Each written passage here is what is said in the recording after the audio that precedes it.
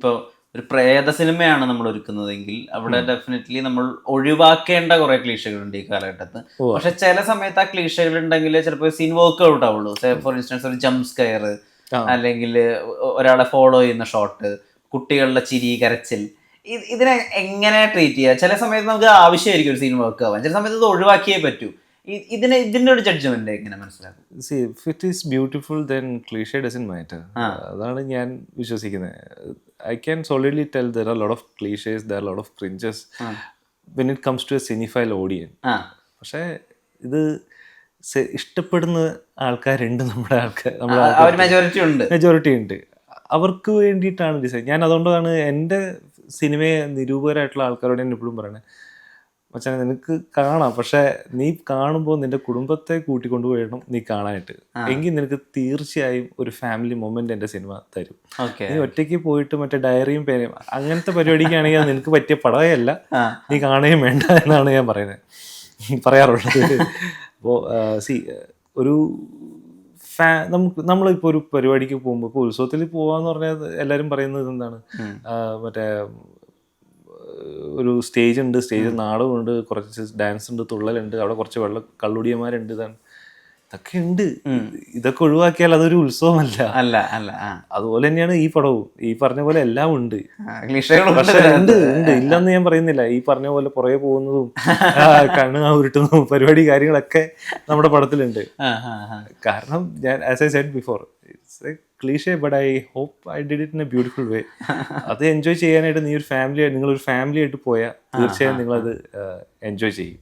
ഈ ഇപ്പോൾ പുറത്തുനിന്ന് വെച്ചാൽ ഇപ്പോൾ മറ്റ് ലാംഗ്വേജസിലൊക്കെ ഇപ്പം ഹിന്ദിയിൽ എടുക്കുകയാണെങ്കിൽ സ്ത്രീ എന്നുള്ള ഒരു ഹൊറർ യൂണിവേഴ്സ് അവിടെ ബിൽഡ് ആയിക്കൊണ്ടിരിക്കുന്നത്. തമിഴിൽ ഓൾറെഡി വളരെയധികം കൊമേഴ്ഷ്യൽ ആയിട്ടുള്ള ഹൊറർ യൂണിവേഴ്സുകളുണ്ട്. അരൺമന അല്ലെങ്കിൽ കാഞ്ചന പോലത്തെ യൂണിവേഴ്സുകളൊക്കെ നടക്കുന്നുണ്ട്. അങ്ങനെ ഒരു ആഗ്രഹം ഉണ്ട് എപ്പോഴെങ്കിലും ഇതിനെ ഒരു ഹൊറർ യൂണിവേഴ്സ് ആയിട്ട് ബിൽഡ് ചെയ്ത് കൊണ്ടുപോകാൻ? ആസ് പെർ റൈറ്റ് നോ ഇപ്പോൾ അങ്ങനത്തെ ഒരു പ്ലാൻ ഇല്ല.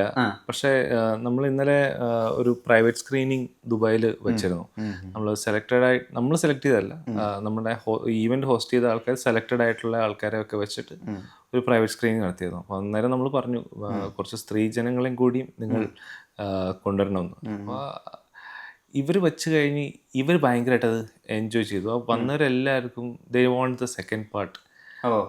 അപ്പോൾ ഇന്നലെ തൊട്ട് അഭിലാഷ് പിള്ള കുറിക്കാൻ തുടങ്ങിയിട്ടുണ്ട്. അപ്പോൾ ഞാൻ പറഞ്ഞു ഒന്ന് നമുക്ക് പടത്തിൻ്റെ വിജയം നോക്കിയതിന് ശേഷം, കാരണം മാളികപ്പുറത്തിൻ്റെ ഒരു വലിയ വിജയത്തിന് ശേഷം ആൾക്ക് മൈൻഡിലുണ്ടായിരുന്നു അതിൻ്റെ സെക്കൻഡ് പാർട്ട്.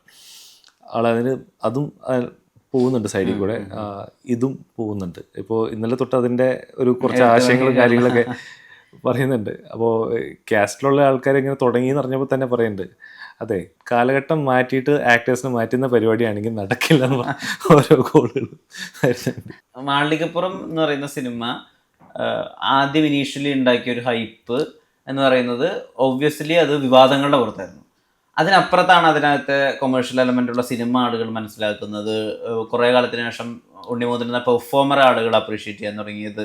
പിന്നെ അതിൻ്റെ സൈജു ഗ്രൂപ്പിൻ്റെ ഉൾപ്പെടെയുള്ള പെർഫോമൻസുകൾ ആളുകൾ അപ്രീഷിയേറ്റ് ചെയ്യാൻ തുടങ്ങി. അതിങ്ങനെ പതുക്കെയാണ് അതിലേക്ക്. ഇപ്പം സീൻ ബൈ സീൻ ഹീറോ ആവുന്ന സിനിമ എന്നൊക്കെ പറയുന്ന പോലെ സീൻ ബൈ സീനാണ് ഈ പറഞ്ഞ മാളികപ്പുറം എന്നുള്ള സിനിമ വർക്കായത്.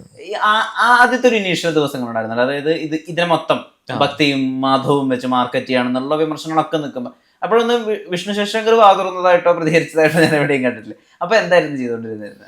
അന്നേരം എനിക്ക് പേടിയായിരുന്നു മീഡിയക്കാരെ കാണുമ്പോൾ തന്നെ. കാരണം ഞാൻ ഒരു ഇൻ്റർവ്യൂ കൊടുത്തില്ല എന്നല്ലേ പറഞ്ഞത്. ഞാൻ കൊടുത്ത ആദ്യത്തെ ഒരു ഇൻ്റർവ്യൂ ഉണ്ട്.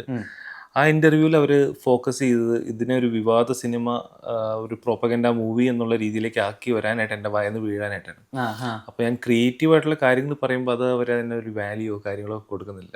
അപ്പോൾ ഇതെനിക്ക് കുറച്ച് നെഗറ്റീവായി. കാരണം നമ്മൾ അത്രയും നല്ല എഫേർട്ട് എടുത്തും നമ്മൾ നമ്മൾ കമ്മ്യൂണിക്കേറ്റ് ചെയ്യാൻ ഉദ്ദേശിച്ച കൺസെപ്റ്റിൽ നിന്നും മാറിയിട്ട് ആൾക്കാരെ വേ ഓഫ് തോട്ട് ഭയങ്കരമായിട്ട് മാറി. അന്നേരം ഉണ്ണിയും അഭിയൊക്കെ പറയുന്നുണ്ടായിരുന്നു, ചിന്തിക്കുന്ന ഒരു ചിന്ത വെച്ചാൽ നീ എന്താണോ വിശ്വസിക്കുന്നത് അതിൽ നീ സോളിഡ് ആയിട്ട് നിൽക്ക്. പക്ഷെ എനിക്കത് ഭയങ്കര പിന്നീട് ഈ പറഞ്ഞ പോലെ മീഡിയനെ ഫേസ് ചെയ്യാനോ സംസാരിക്കുമ്പോൾ ഇങ്ങനത്തെ ചോദ്യങ്ങളിലേക്കായിരിക്കും തീർച്ചയായും വരിക. അപ്പോൾ എനിക്ക് ആ ഒരു പരിപാടി വേണ്ട എന്ന് വിചാരിച്ചിട്ട് ഞാൻ പതുക്കെ മാറി. അതിന് ചെറിയ ചെറിയ സൗന്ദര്യപ്പണക്കൊക്കെ നമുക്കിടയിലൊക്കെ ഉണ്ടായി. സൂപ്പർ നാച്ചുറൽ ആയിട്ടുള്ള എലമെന്റ്സിനോട് ഒരു ഫാസിനേഷൻ ഉണ്ടായിരുന്നോ? എനിക്ക് ഫാന്റസി ഭയങ്കര ആ. ഇഷ്ടമാണ്.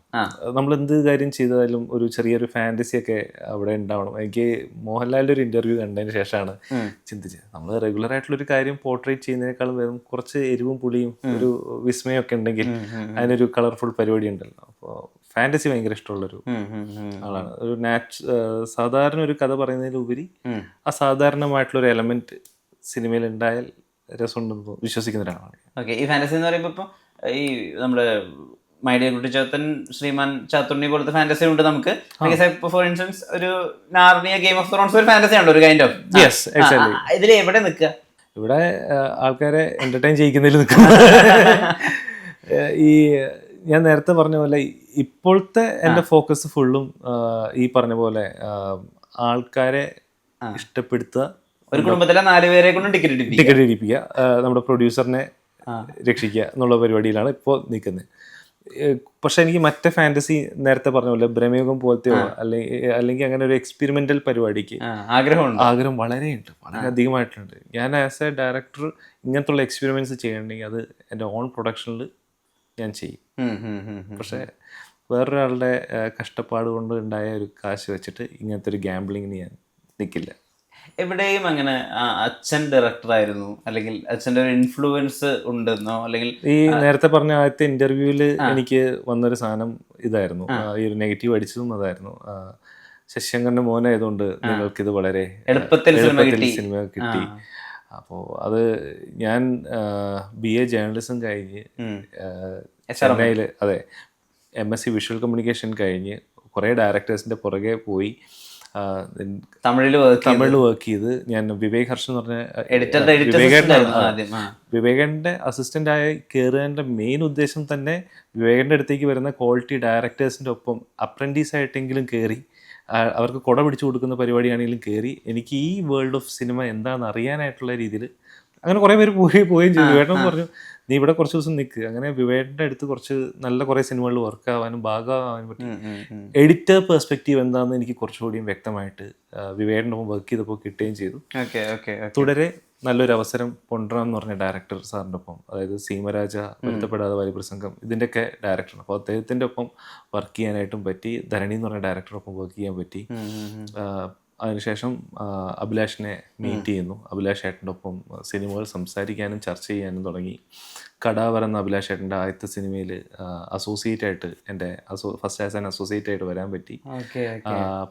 പത്മകുമാർ സാറിൻ്റെ ഒപ്പം 10ാം വളവിൽ അസോസിയേറ്റ് ആയിട്ട് വർക്ക് ചെയ്യാൻ പറ്റി. 12 വർഷത്തെ സ്ട്രഗിളും പെയിനും ഇതെല്ലാം ഇട്ടിട്ട് കഴിഞ്ഞ് ഇവൻ ചോദിക്കുകയാണ് ശശാങ്കന്റെ മോനെ ഇതുകൊണ്ട് കാര്യങ്ങളൊക്കെ എളുപ്പമായിരുന്നു. എനിക്ക് സന്തോഷമുള്ളൂ, കാരണം ആ ഒരു ലെഗസിയുടെ ഒരു പാർട്ടാവാന്ന് പറയാൻ സന്തോഷമുള്ളൂ. പക്ഷെ അന്നേരം നമ്മൾ എടുത്ത് വന്നേക്കുന്ന ഈ പെയിൻ, സ്വെറ്റ്, ഇതിനൊക്കെ ഒരു അർത്ഥമില്ലാതെയാക്കുന്ന തരത്തിലായി നെപ്പോട്ടിസം എന്ന് പറയുന്ന പരിപാടി ഉണ്ടല്ലോ.